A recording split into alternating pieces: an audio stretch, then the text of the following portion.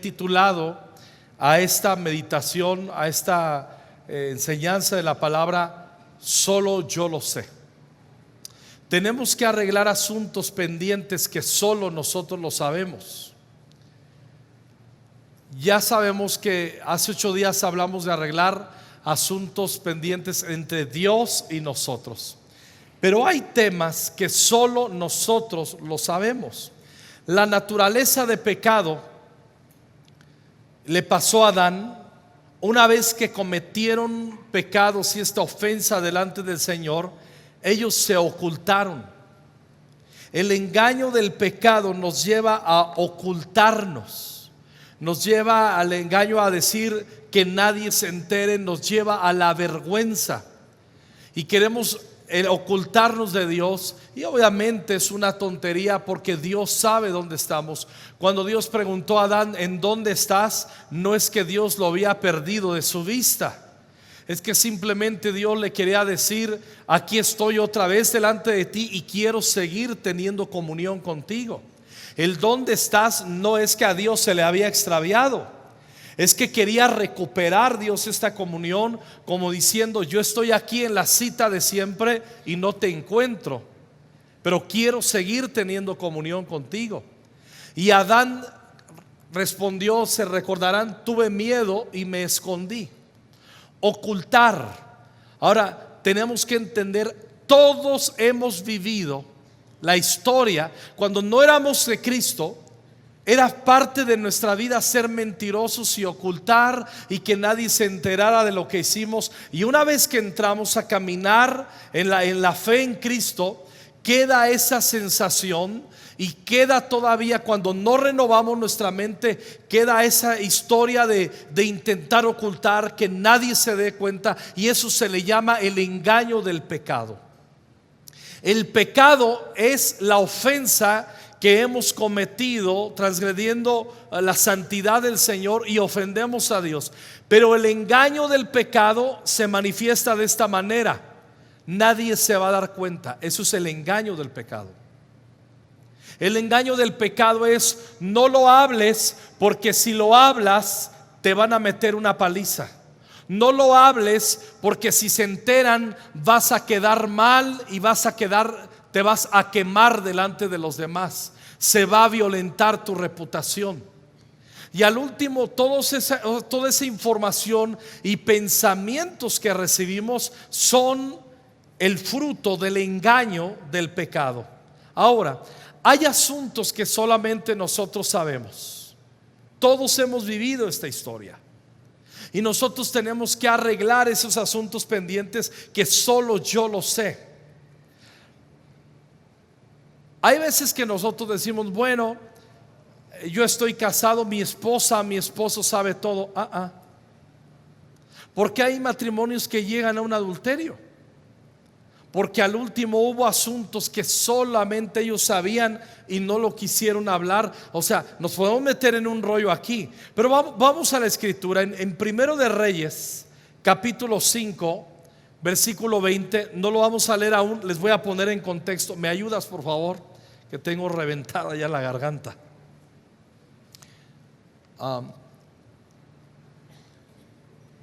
Ustedes recordarán que había un hombre de mucha influencia, un general sirio que se llamaba Naamán. Yo tengo un sobrino que se llama Naamán, y cuando le decían en la escuela Naamán, él contestaba: presente. Esto es verdad. Bueno, es una tontería, claro.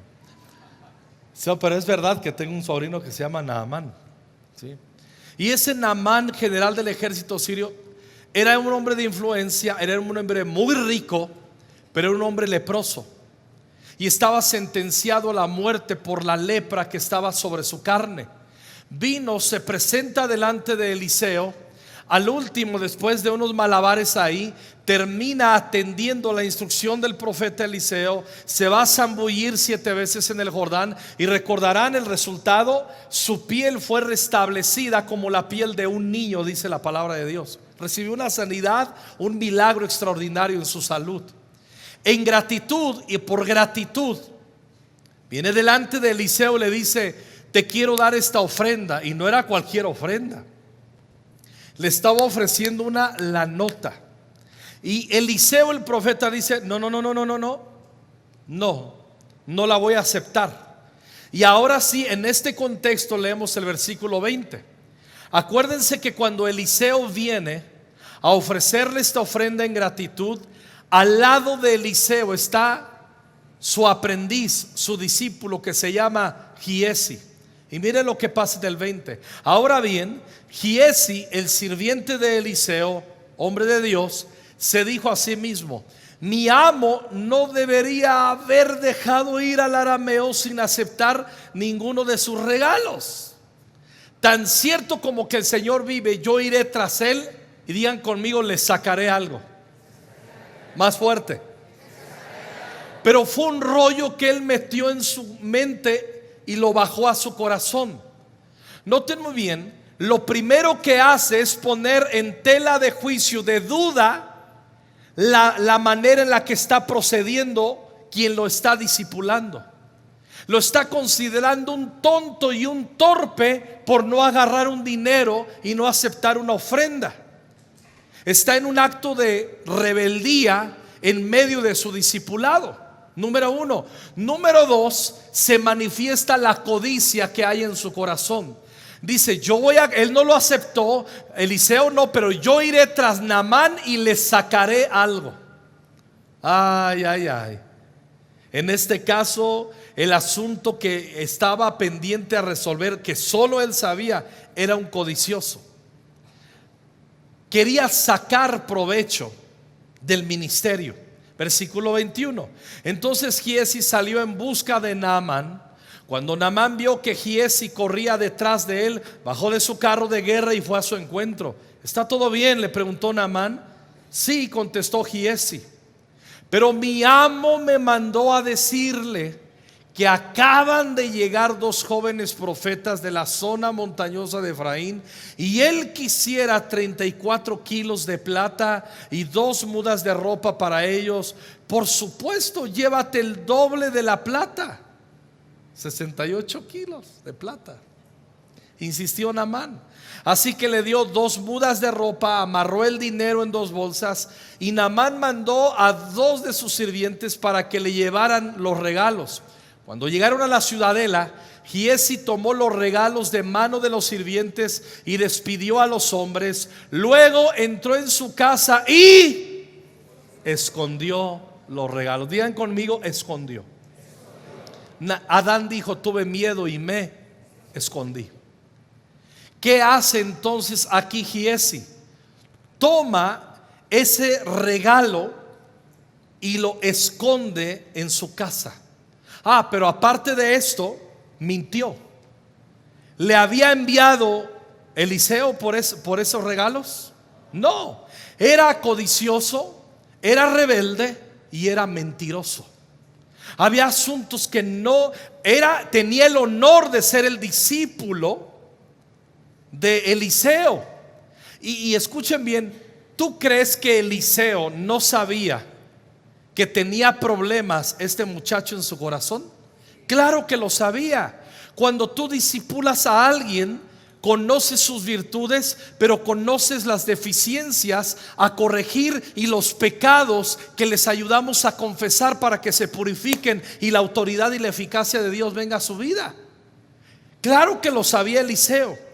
Y luego, cuando entró a ver a su amo, en el versículo 25, luego que escondió los regalos, Eliseo le preguntó: ¿a dónde fuiste, Giesi? ¿Y qué contestó Giesi? A ninguna parte, le contestó él. ¿Dónde estabas? Pues por ahí. ¿Pero a dónde fuiste? No, a ninguna parte. Yo me imagino: ¿necesitas algo? Otra mentira. Tenía un problema con la codicia, con la mentira y con la rebeldía. Pero Eliseo le preguntó, 26: ¿no te das cuenta de que yo estaba allí en espíritu cuando Naamán bajó de su carro de guerra para ir a tu encuentro?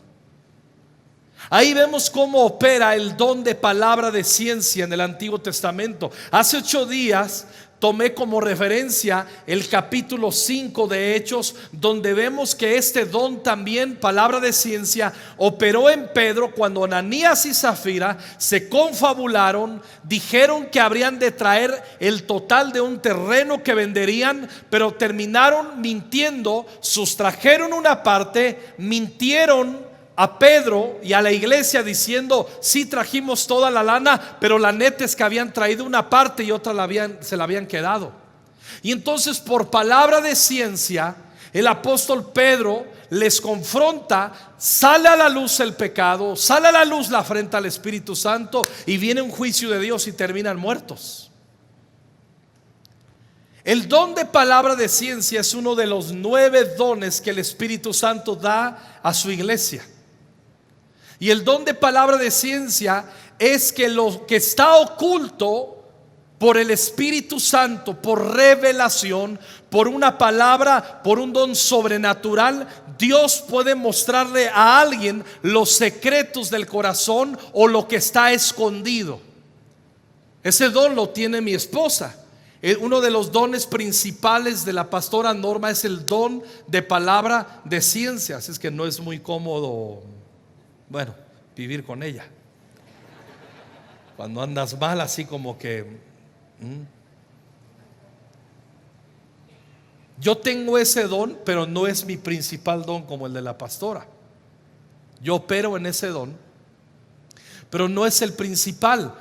Ahora, así es que yo sé que van a decir: ay, yo no me lo voy a acercar a la pastora de aquí en adelante. Pues acércatele. Si no te le acercas, ya descubriste la mitad de tu pecado oculto. 1, 2, 3. El don de palabra de ciencia, la meta no es exhibir para avergonzar. No, la meta es que salga a la luz para que venga una confesión, un arrepentimiento, una purificación, una restauración en la santidad, una restauración y reconfiguración en la estructura, en la mente, en el corazón, y que venga una vida santa e íntegra. Esa es la meta de la palabra de ciencia. Es un recurso ya cuando estamos practicando ocultar el pecado, y el engaño del pecado es: nadie se va a dar cuenta. No hay nada oculto que no haya de ser revelado. La palabra de Dios lo dice: todo lo que está en tinieblas un día va a salir a luz. Quién sabe cómo va a ser, pero todo lo oculto, todo lo que ocultamos que es corrupto, todo, 100%, todo, por favor entendámoslo, todo un día va a salir a la luz. Si no nos arrepentimos, saldrá a la luz. Y si tú dices: me arrepiento, confiesas y lo sigues practicando, va a salir a la luz, porque arrepentimiento hace que paremos de practicar ese pecado. ¿Acaso es momento, la segunda pregunta de versículo 26, es momento de recibir dinero y ropa, olivares, viñedos, ovejas y ganados, sirvientes y sirvientas? Lo que le está tratando de decir es: no es pecado que recibas una ofrenda. Te estoy tratando de entrenar en los momentos, que disiernas los momentos en los que tienes que aprender a decir sí y no. ¿Quién fue el maestro de Eliseo? ¿Alguien se acuerda? Elías. No, Elías fue y se metió a casa de una viuda y pidió él comida para sí, y le terminó bajando a la viuda casi su último recurso. Dice: dale primero al siervo de Dios y luego coman tú y tu hijo. Hijo del maíz. Entonces tenía la enseñanza Eliseo de su mentor, de su pastor. Elías tenía la enseñanza de que el obrero era digno de su salario. No es pecado. Pero lo que sí es pecado es querer sacar ventaja de la autoridad y del ministerio y de la investidura ministerial. Por ejemplo, nunca tú debes de permitir creer que el pastor me envió para pedirte, vengo en el nombre del pastor. No. Si yo no hablé directo contigo, yo no mandé a nadie. Es que el pastor me dio autorización. Pregúntame. Porque aquí se mueve, no, el pastor dijo. Hay muchos líderes, no muchos, algunos líderes han abusado de la autoridad que les delegamos, pidiendo un préstamo. Muchos líderes de grupos en casa sienten que son pastores de la gente que tienen ahí. Son líderes, no son pastores, y asumen responsabilidades pastorales. Mi líder me dijo. ¿Y quién te dijo que tu líder es tu pastor? La tarea de ellos es interpretar nuestro corazón conforme a la palabra y ellos ventilar el asunto. Y si es difícil y no saben, lo tienen que pasar a los ancianos. Esto funciona así. Pero muchos de ustedes piensan que su líder es su pastor. Es tu líder, te supervisa, te ama, pero no es tu pastor. Hola, eso lo digo para ubicarlos a algunos y para ubicar a algunos líderes también. A veces dan unos consejos que uno dice: ¿y dónde compró esta marihuana?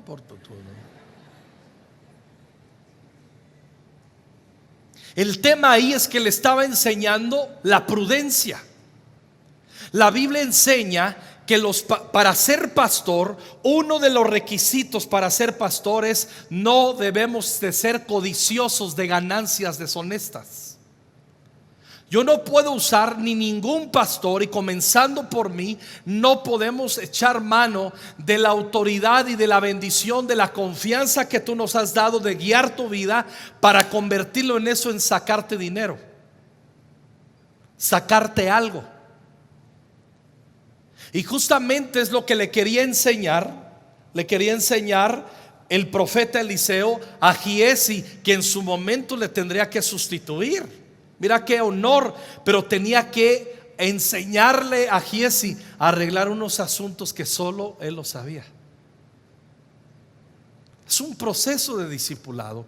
No lo desechó porque era un codicioso y mentiroso. Le tuvo paciencia. Un buen discipulador tiene paciencia para corregir pecados y deficiencias de a quien está discipulando. ¿Me explico? Esto funciona así. Pero no agarró la onda. Se pasó de rosca el Giezi. Se pasó de calle. Se fue de más. Y el versículo 27 trae sus consecuencias.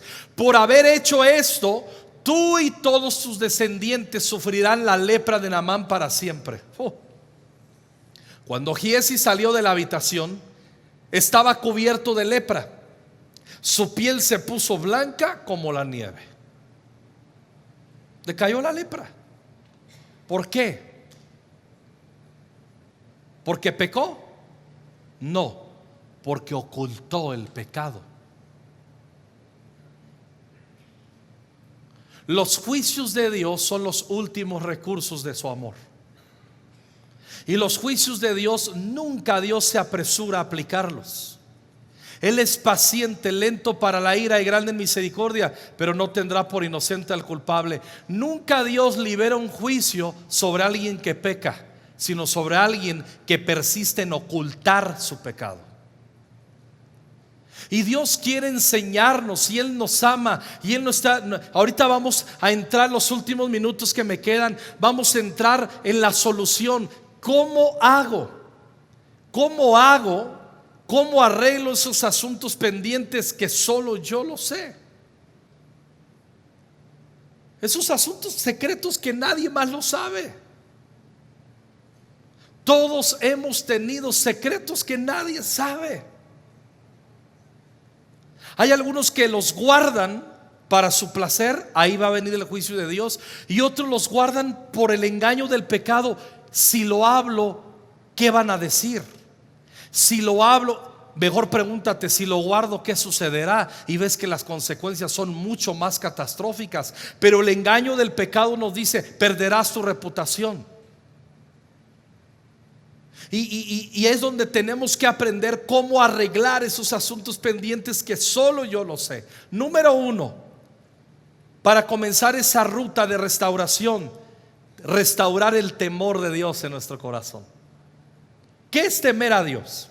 Temer a Dios es entender que Él es santo y que no podemos engañarle. Eso es temer a Dios.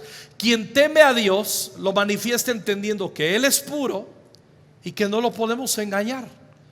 No nos metamos, es la sensación que te da. No. Temer a Dios es entender que Él es santo y que yo no puedo engañarle. En Chilango, que Él es puro y que no me puedo pasar de listo con Él. Eso es. Quien teme a Dios entiende este principio en Gálatas 6, 7 y 8. Dice así: no se engañen ustedes. Nadie puede burlarse de Dios. Lo que se siembra, se cosecha. En la versión 60 dice: Dios no puede ser burlado. Nadie puede burlarse de Dios. No se engañen. Lo que se siembra, se cosecha. El 8 dice: el que siembra en los malos deseos, de sus malos deseos recogerá una cosecha de muerte. ¿Alguien aquí quiere una cosecha de muerte?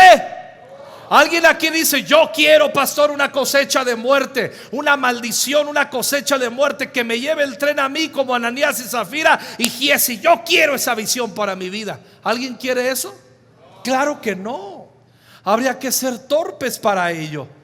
Pero dice: el que siembra en el Espíritu, del Espíritu recogerá una cosecha de vida eterna. ¿Cuántos queremos bendición? ¿Cuántos queremos el cielo abierto, la vida de Dios sobre nuestras vidas, la vida eterna? Claro que yo y claro que tú, todos queremos eso. Pero eso viene cuando cosechamos del Espíritu. Y no hay que ser complicados.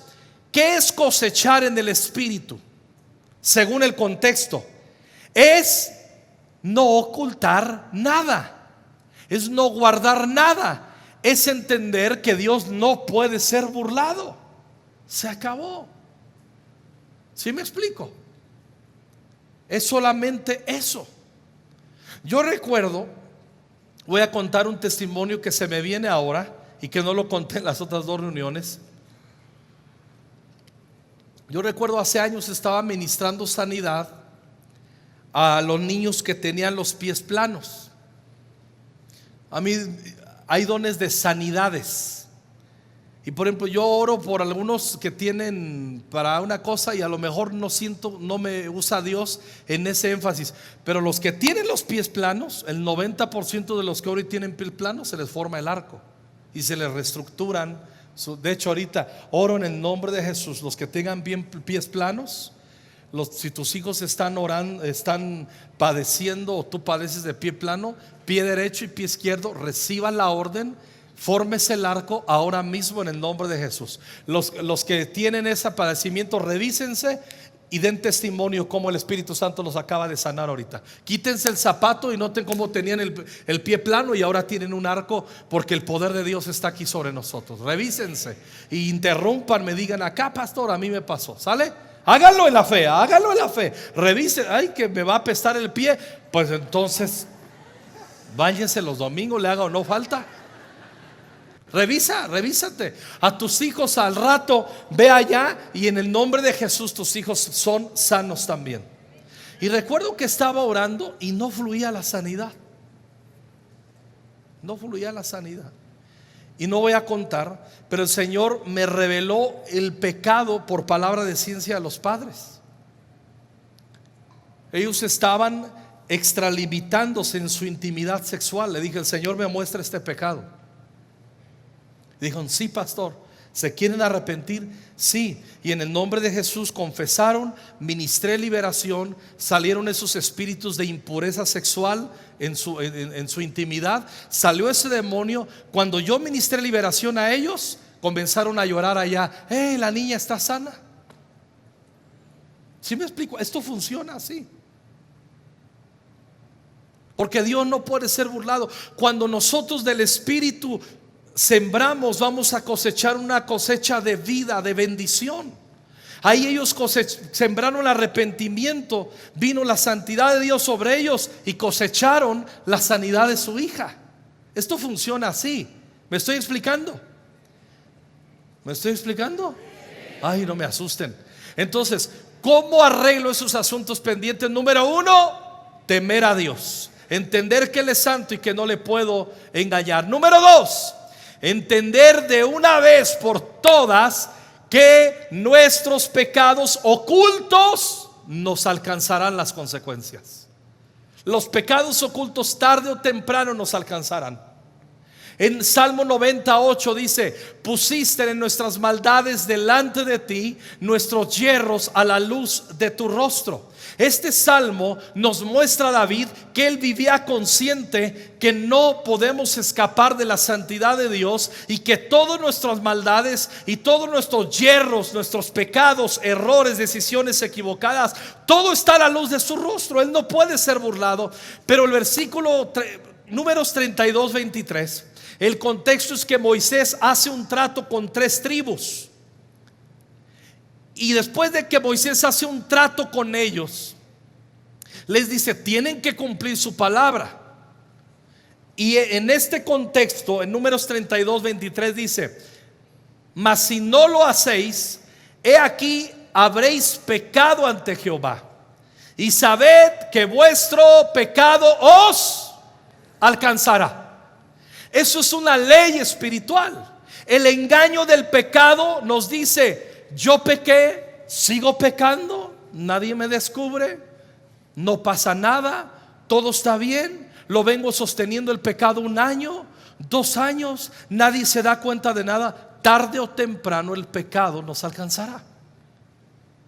A unos temprano, a otros tarde, pero es una ley que lo alcanzará. Las consecuencias del pecado oculto llegan, sí o sí. Es una torpeza creer que no habrá consecuencias. Y está hablando aquí: sabed que vuestro pecado os alcanzará. Entonces, número 1, temer a Dios. Número 2, entender que nuestros pecados ocultos, si no los confesamos, va a venir la consecuencia y nos pueden alcanzar tarde o temprano. ¿Vamos bien? Número 3, ser honestos y sinceros con Dios. Qué importante. Ser honestos y sinceros con el Señor. Miren, en el Salmo 51 David lo escribe una vez que el profeta Natán lo confronta del pecado que estaba ocultando, que lo agarra. David andaba de hipócrita: no pasa nada, no hay bronca. Y ¡pum!, Dios saca a la luz el pecado de haberse acostado con una de las esposas, la esposa de uno de sus generales. Qué traición. Un cercano a él, aquel se va a chambear y se mete con su esposa. Una altísima traición. Y todavía, para encubrirlo, que queda embarazada Betsabé, lo manda por delante de la guerra y hace que lo maten. Es el autor intelectual del asesinato. Y él dice: no, pues ya aquí ya estuvo, van a pensar que la dejó embarazada su marido, y yo voy a ser el buen rey que, ay, pobrecita viuda, pues ven, yo te recojo, vente a vivir conmigo. O sea, tras un plan macabro, David, y llega el profeta, lo saca a la luz, lo exhibe. Y David, una vez que fue confrontado en su pecado, arrepentido, escribe el Salmo 51: ten piedad de mí, oh Dios, conforme a tu misericordia, conforme a la multitud de tus piedades, borra mis rebeliones, lávame más en más de mi pecado. Y un salmo precioso. Pero luego que escribe el Salmo 51, donde está bien arrepentidote, porque fue descubierto, fue confrontado, y él pide perdón al Señor, ya que pasa el proceso de esa vergüenza de haber sido descubierto y todo eso, empieza su restauración y escribe el Salmo 32, que está preciosísimo. Alguien me ayuda, por favor, con el piano. El Salmo 32, miren, lo vamos a leer. Dice: oh, qué alegría para aquellos a quienes se les perdona la desobediencia, a quienes se les cubre su pecado. Sí, qué alegría para aquellos a quienes el Señor les borró la culpa de su cuenta, los que llevan una vida de total transparencia. ¿Quién lo está escribiendo? David. Y él está diciendo: qué alegría, porque él está contando la experiencia que tiene. Dice: ser perdonados por nuestras desobediencias, ser perdonados por nuestros pecados, tener la experiencia de sentir una conciencia limpia y que Dios borró mi culpa de su cuenta, y que Dios nos ve ahora transparentes. Es una sensación de alegría. La alegría de nuestro corazón viene por causa de la transparencia delante de su presencia. Ahora escuchen bien: todos pecamos. Yo no soy un hombre que practico el pecado, porque el que practica el pecado es del diablo, dice la Biblia. Y una evidencia de alguien que nació de nuevo es que no practica el pecado. Yo no practico el pecado, pero lo digo con vergüenza, sí peco. Yo cometo pecados. ¿Y qué hago cuando cometo pecados? Tengo dos opciones: lo oculto, y un día me alcanzarán las consecuencias, o dos, muy sencillo, ¿sabes qué? Lo confieso. Le digo: Señor, pequé. Cuando yo comenzaba el ministerio, mi pastor, yo tenía 21 años, poquito antes de casarme. Mi pastor confió en mí, me dejaba predicar, era un hombre de confianza, me comenzaba a discipular profundamente y me llevaba a los viajes misioneros, me confiaba cosas, yo estaba bien contento. Y un día llegó un profeta y hace una lista. Alguna vez conté este testimonio, ese no se los conté ni en el primero ni en el segundo culto. Hace una fila y les comienza a profetizar como un grupo de 20 jóvenes que estábamos en un discipulado. Les profetizó unas cosas picudas y perronas, como decimos en México. Yo decía: wow. Yo había un testimonio del espíritu de profecía ahí. Y yo fui el penúltimo o el último, ya no me acuerdo. Y yo dentro de mí, en mi orgullo, yo dije: si a estos que no son tan relevantes como yo, porque yo era el joven relevante de la congregación, el más vistoso, el que predicaba, digo, guapo siempre he sido, ¿no? Pero yo era el relevante. Yo dije: si a estos les profetizó esto, ¿qué no tiene el Señor para mí? Y el profeta se me queda así y yo: oh, oh, Espíritu Santo, oh. Y de repente me dice: abre los ojos. Y yo: oh, dice: cállate. Dice: mírame a los ojos.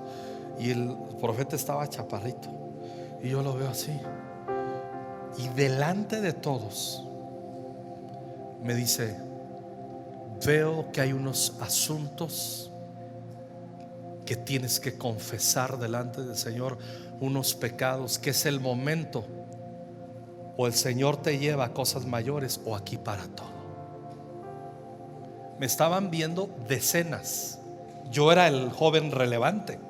Yo tenía dos opciones. Si yo, miren, el peso que ya tenía, escuchen el peso espiritual que ya tenía. Si yo le digo al profeta: eres un mentiroso, todos me hubieran creído. Ya tenía ese peso. Y era un chaval, pero ya tenía esa autoridad sobre mí por mi testimonio. Pero si yo hacía eso, se acabó mi vida y mi ministerio. ¿Sabes qué hice?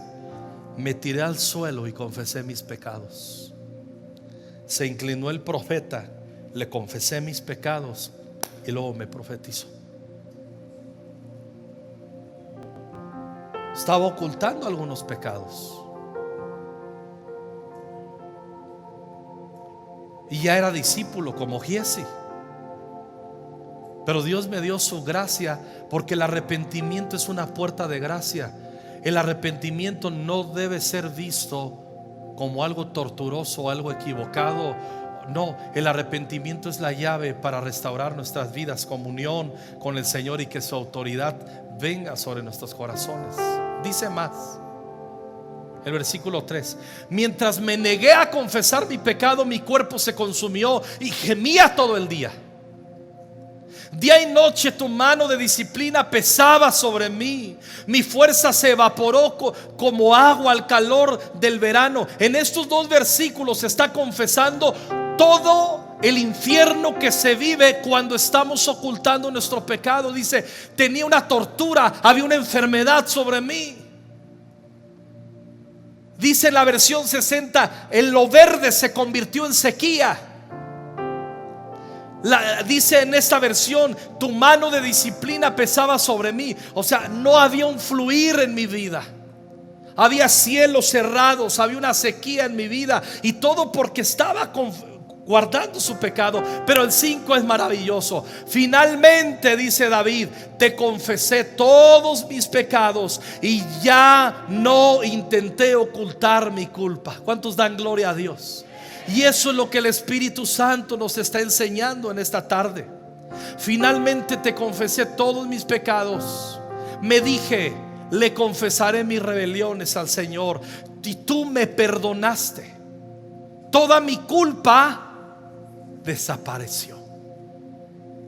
Qué feo es vivir con culpa de pecado. Pero el engaño del pecado dice: aguanta, aguanta. Si lo dices, el pastor Alejandro, te van a meter una friega en la iglesia. Pero eso es una información de engaño, porque nosotros creemos en el poder de la restauración. La confesión es bien importante. La sinceridad es bien importante.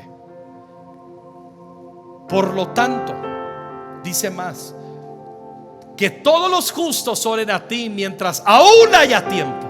Habla de una puerta de oportunidad. Aún hay tiempo para que no se ahoguen en las desbordantes aguas del juicio. Dios no quiere enjuiciar mi vida ni la tuya. Él quiere perdonarnos, Él nos quiere restaurar. Y esos asuntos a resolver, esos asuntos pendientes que solo yo lo sé. Estamos viendo llaves. Teme a Dios, conscientes que nos puede alcanzar al último sí o sí nuestro pecado, y venir y ser honestos delante del Señor, ser transparentes delante de Él.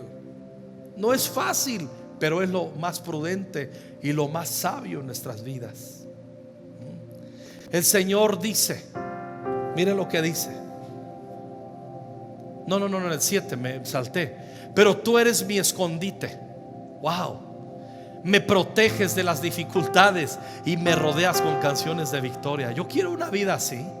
Yo quiero experimentar la presencia del Señor, Él como mi escondite, Él protegiéndome en mis dificultades y Él rodeándome de cánticos nuevos, de adoración, un espíritu de adoración. Nadie que oculta pecado puede adorar con libertad. Nadie, es imposible.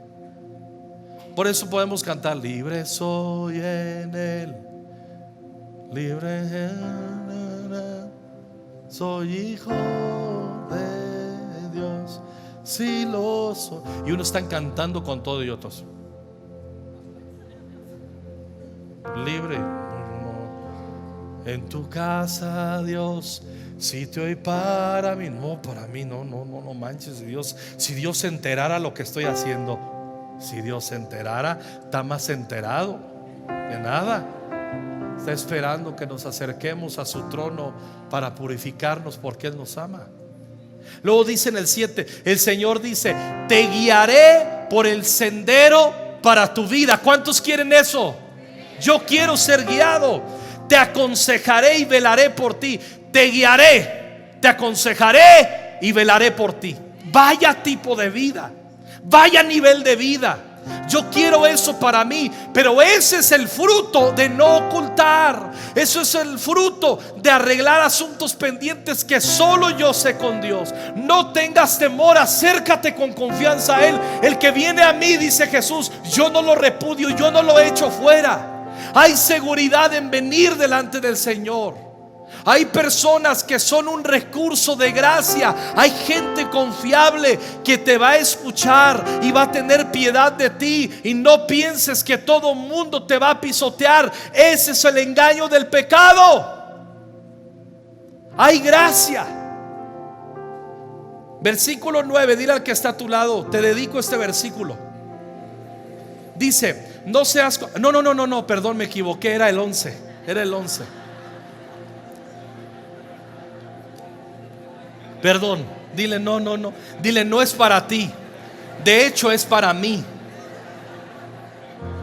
No seas como el mulo o el caballo que no tienen entendimiento, que necesitan un freno y una brida para mantenerse controlados.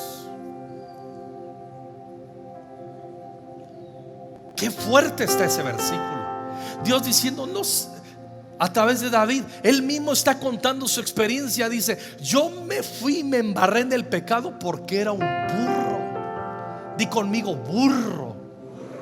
Di conmigo, desahogándote: burro. Dile al que está a tu lado: Cristo te ama. Ah, ya estaban allá, los vi desde acá. No, los hermanos, pero burro, ya ves, Dios te está hablando. Así dice el Señor, burro. No.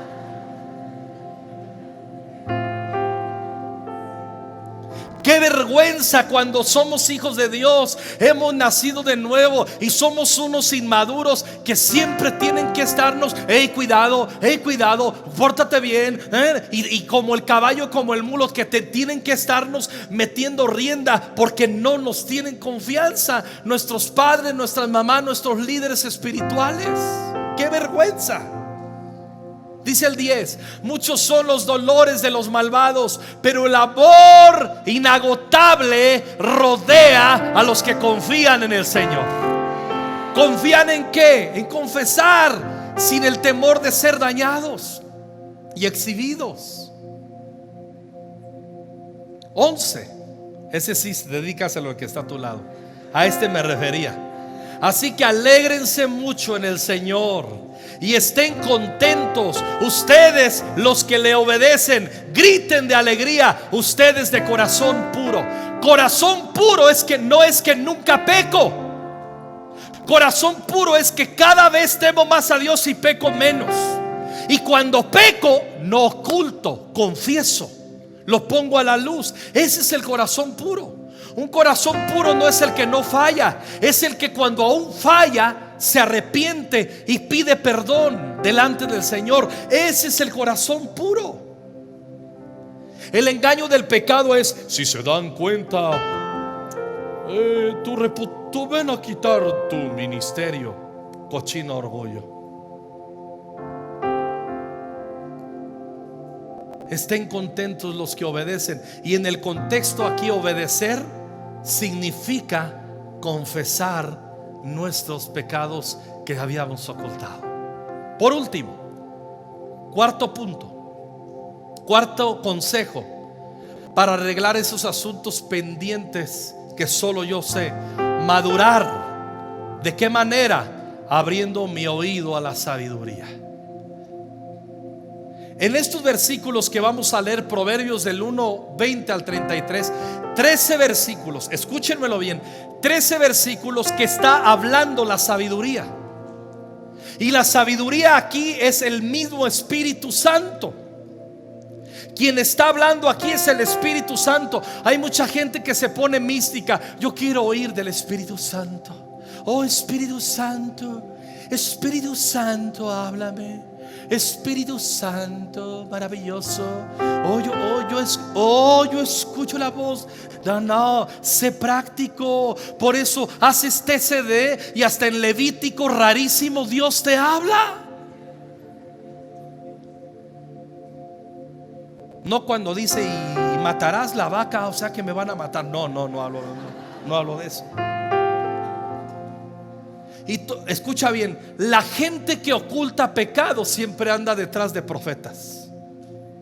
La gente íntegra anda detrás de la palabra, y siempre los profetas aparecerán para confirmar la palabra que Dios le habló en la comunión. A mí me tocó, hace unas semanas me pasó algo bien padre. En el verano, como en 6 días, 5 profetas me agarraron, y por la misma dirección. Yo dije: qué chido que te profeticen así. Ya hacía un montón de tiempo que no me agarraban profetas o profetizas a hablarme, y confirmaron muchas cosas en mi corazón.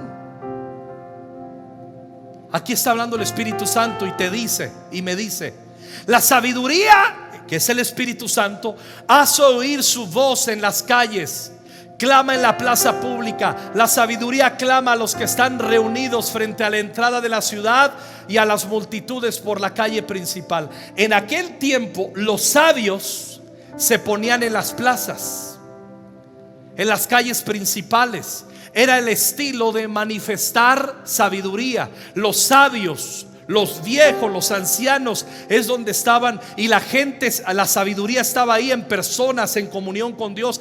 Y la gente que quería oír sabiduría acudía a esos lugares. Es lo equivalente a tu TCD, es lo equivalente a venir a la iglesia, es lo equivalente a tu discipulado. Esos son los lugares ahora. 22. Simplones, ¿hasta cuándo insistirán en su ignorancia? Burlones, ¿hasta cuándo disfrutarán de sus burlas? Necios, ¿hasta cuándo odiarán el saber? Vengan y escuchen mi consejo. Está hablando el Espíritu Santo. Vengan y escuchen mi consejo. Les abriré mi corazón y los haré sabios. Yo quiero eso. Yo quiero eso. Pero dice Dios, vengan. Habla el Espíritu Santo. Los llamé muy a menudo, pero no quisieron venir. Les tendí la mano, pero no me hicieron caso. No prestaron atención a mi consejo y rechazaron la corrección que les ofrecí. Y dice el 26: por eso me reiré cuando tengan problemas, me burlaré de ustedes cuando les llegue la desgracia. Escuchen bien, escúchenmelo bien. Aquí está hablando el Espíritu Santo que se puede burlar de nuestras desgracias. El Espíritu Santo nunca se burlará de momentos de procesos, que pruebas. Él nos acompañará, pero el Espíritu Santo, que es Dios, tiene todo el derecho de burlarse de nuestros fracasos cuando no le hicimos caso y cuando lo repudiamos. No hay que confundir, no hay que mistificar al Espíritu Santo. Hay un pasaje en Isaías: y se les volvió el Espíritu Santo su enemigo. Cuidado, cuidado en tratar al Espíritu Santo como alguien que no se molesta. Cuidado. ¿Quién mató a Ananías y Zafira en Hechos 5? El Espíritu Santo. Le mintieron y dice: yo los mato a estos. Cuidado. A veces queremos la parte noble del Espíritu Santo. Me guía, me ayuda, me consuela, pero si no lo pelo, se irrita conmigo. Hola. Versículo 27: cuando la calamidad caiga sobre ustedes como una tormenta, cuando el desastre los envuelva como un ciclón y la angustia y la aflicción los abrumen, entonces cuando clamen por ayuda, no le responderé. Aunque me busquen con ansiedad, no me encontrarán. Y miren lo que les dice el Espíritu, nos dice el Espíritu Santo: pues odiaron el conocimiento y decidieron no temer al Señor. Rechazaron mi consejo y no prestaron atención cuando los corregía.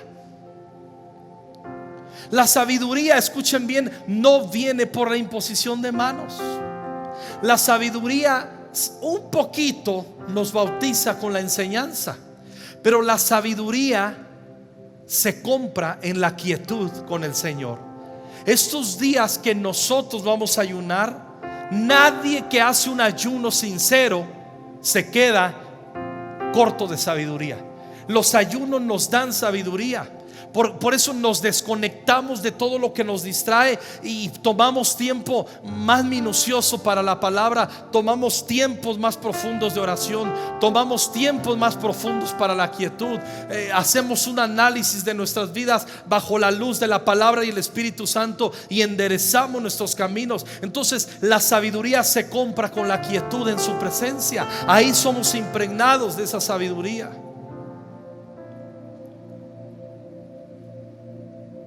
Versículo 31: por lo tanto tendrán que comer el fruto amargo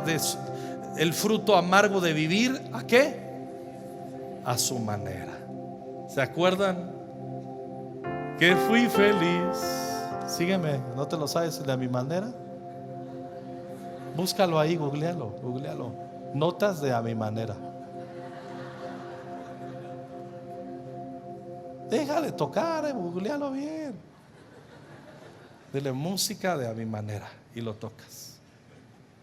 ¿Sí? ¿Ya? ¿Ya lo tienes? Eso está saliendo aquí, o sea, está. ¿Sí? ¿No está? No te pongas nervioso, te esperamos. Notas, canción a mi manera.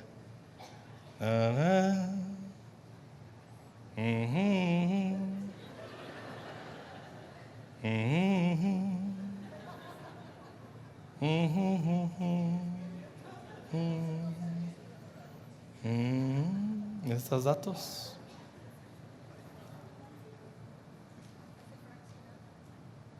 Digo, ya es el tercer culto, ahora se aguantan por venir al tercero. Tócale.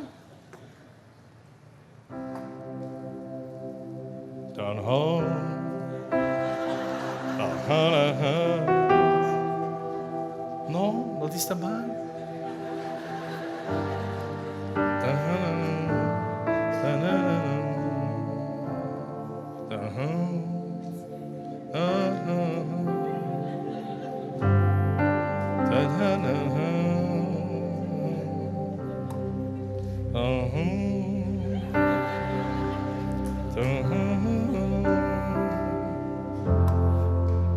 A mi manera.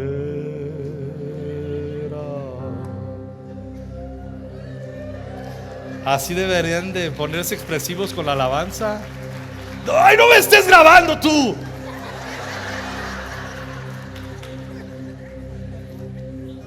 Tiene la parte de a mi manera. Otra vez, misa.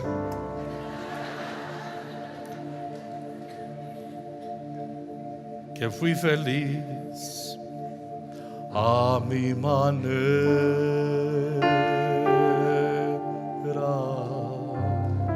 Tal vez sufrí, tal vez lloré. Ay, no les gusta la alabanza, pero ¿qué tal Frank Sinatra, verdad? En inglés. Es para que se relajen un poquito. Es una mentira, es una falacia, es una mentira que tú puedes vivir a tu manera y librarte la vida. Mentira, ese es el engaño del pecado. Por eso hay un reino y hay un rey, y ese rey se llama Jesús y nos dejó su palabra. No, es fácil decir amén. Casi grita amén quien no hace TCD.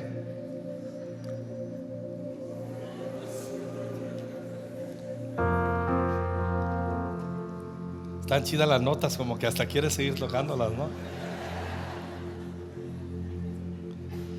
Por lo tanto, tendrán que comer el fruto amargo de vivir a su manera, y se ahogarán con sus propias intrigas. Gracias, Ron.